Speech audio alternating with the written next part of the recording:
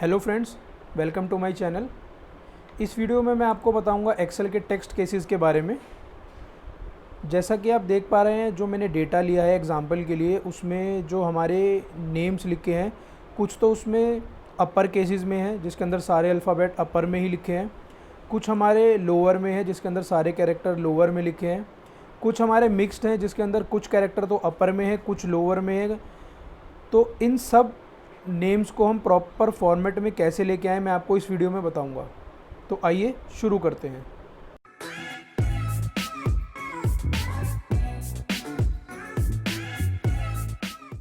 दोस्तों, अपने डेटा को एक प्रॉपर टेक्स्ट केस में लाने के लिए एक्सेल ने हमें 3 फॉर्मूले दिए हैं, अपर, लोअर और प्रॉपर। तो एक एक करके हम इनके बारे में जानते हैं। सबसे पहले मैं आपको अपर लगा के दिखाता हूँ। ये बहुत ही सिंपल फार्मूले हैं। हमें इक्वल टू लिख के अपर लिखना है, सेल रेफरेंस को सेलेक्ट करना है जहाँ पर हमें उस फार्मूले को लगाना है और एंटर कर देना है। आपने देखा कि मैंने ये फर्स्ट नेम पे लगाया था और उसके सारे अल्फ़ाबेट्स अब अपर में हो चुके हैं। दोस्तों, मुझे अब इस फार्मूले को वहाँ तक ड्रैग करना है जहाँ तक मेरा डेटा है। जैसे इस केस में जो मेरा डेटा है वो A12 तक है। तो उसे करने के दोस्तों हमारे पास 2 तरीके होते हैं। पहला तरीका तो है, जैसे ही जहाँ पर हमने फार्मूला लगाया इस सेल के पास जाएंगे, ये एक स्क्वायर विजिबल होता है। जैसे ही आप इस पर डबल क्लिक करेंगे वो फार्मूला आपका नीचे तक ड्रैग हो जाएगा जहाँ तक भी हमारा फर्स्ट सेल में डेटा होता है। और दूसरा तरीका दोस्तों होता है कंट्रोल डी की हेल्प से भी हम डाउन फिल कर सकते हैं अपने फार्मूले को, जो कि मैं आपको लोअर के केस में लगा के दिखाता हूँ। जैसे अब मेरे को अगर ये सारे कैरेक्टर्स लोअर में चाहिए तो मैं फार्मूला लगाऊंगा इक्वल टू लोअर, ब्रैकेट बंद, एंटर। अब आपने देखा दोस्तों, जैसे ही मैंने इस सेल पे ये फार्मूला लगाया, इसने जो मेरे को आउटपुट दिया उसमें सारे अल्फ़ाबेट्स लोअर केस में है। अब मुझे इसको भी वहाँ तक लगाना है जहाँ तक फर्स्ट कॉलम में मेरा डेटा है। तो उसका दोस्तों तरीका होता है, सबसे पहले हमें फर्स्ट सेल वही सेलेक्ट करना है जहाँ पे हमारा फार्मूला है। फिर शिफ्ट डाउन एरो की हेल्प से हमें वहाँ तक की रेंज सेलेक्ट करनी है जहाँ तक भी हम ये फार्मूला लगाना चाहते हैं, और उसके बाद हम कंट्रोल डी प्रेस करेंगे। जैसे हमने कंट्रोल डी प्रेस करा, इसने हमारी उस पूरी रेंज में उस फार्मूले को ड्रैग कर दिया। तीसरा दोस्तों केस होता है प्रॉपर का। इसमें हम इक्वल टू प्रॉपर लिखेंगे, सेल को सेलेक्ट करेंगे जहाँ पर हमें फार्मूला लगाना है, ब्रैकेट बंद, एंटर। उसके बाद उसी सेल को दोबारा सेलेक्ट करा और स्क्वायर पे हमने डबल क्लिक करा।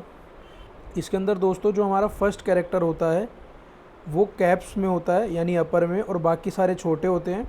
उसके बाद स्पेस के बाद जो हमारा फिर से सेकंड कैरेक्टर स्टार्ट होता है वो फिर कैप्स में होता है और बाकी सारे स्मॉल होते हैं।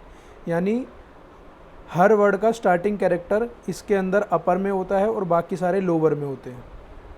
तो दोस्तों ये हमारे 3 केसेस थे एक्सेल के।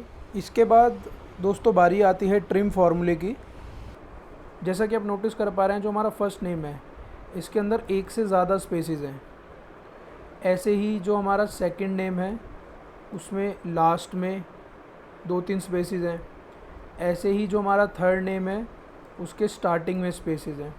तो अब अगर हमें इन स्पेसेस को भी रिमूव करना है तो उसके लिए हम एक बहुत अच्छा फार्मूला है ट्रिम।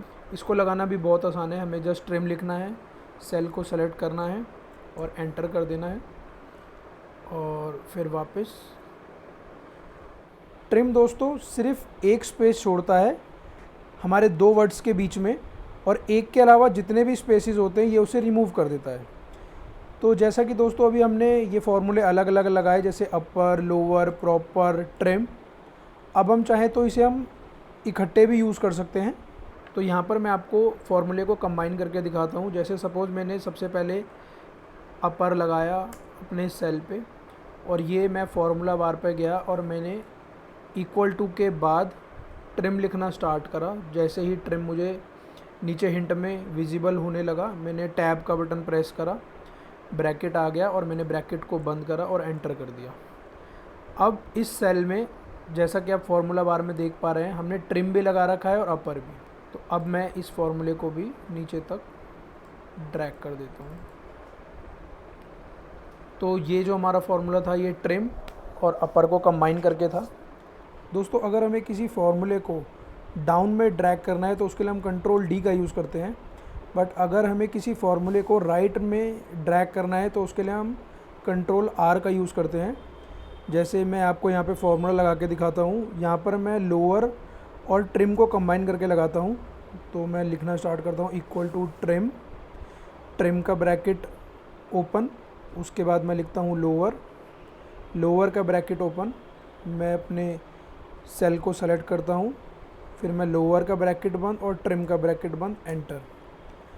और इसके बाद मैं वो रेंज सेलेक्ट करूँगा जहाँ पर मैं इस फॉर्मूले को ड्रैग करना चाहता हूँ। उसके बाद मैं कंट्रोल आर प्रेस करूँगा। तो देखा आपने मेरा फार्मूला ड्रैग हो गया कंट्रोल आर की हेल्प से।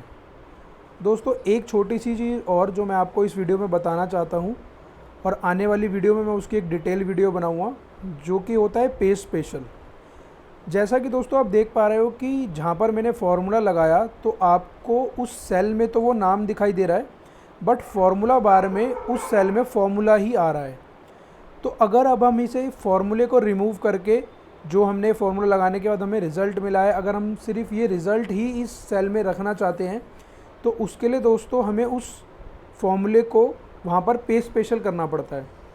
तो उसके लिए दोस्तों अगर आप पूरी इस रेंज को भी एक बारी में पेज स्पेशल कर सकते हैं तो सबसे पहले हम वो रेंज सेलेक्ट करेंगे, हम कंट्रोल सी का बटन दबाएंगे, वहीं पर हम राइट क्लिक करेंगे माउस से। उसके बाद ये आप देख रहे हो यहाँ पे पेज स्पेशल लिखा आ रहा है, हम इसके सामने जो एरो है उस पर गए। उसके बाद पेस्ट वैल्यू के अंदर जो फर्स्ट ऑप्शन आता है वैल्यूज़ का, ये देखो आप नीचे, जैसा कि आप देख पा रहे हो नीचे वैल्यूज़ लिखा आ गया है हिंट में, हम इस पर क्लिक करेंगे तो अब आपने देखा यहाँ पर भी नाम लिखा आ रहा है और फार्मूला बार में भी हमारा नाम लिखा आ रहा है। तो यानी कि अब जो हमने फार्मूला लगाया था हम उसे पेज स्पेशल करके अपनी एग्जैक्ट वैल्यू को अपने सेल में लिख चुके हैं। तो इस वीडियो के लिए इतना ही दोस्तों। अगर आप इस वर्कबुक को डाउनलोड करना चाहते हैं तो इसका लिंक मैं डिस्क्रिप्शन बॉक्स में डाल दूँगा, आप वहाँ से इस बुक को ईजिली डाउनलोड कर सकते हैं।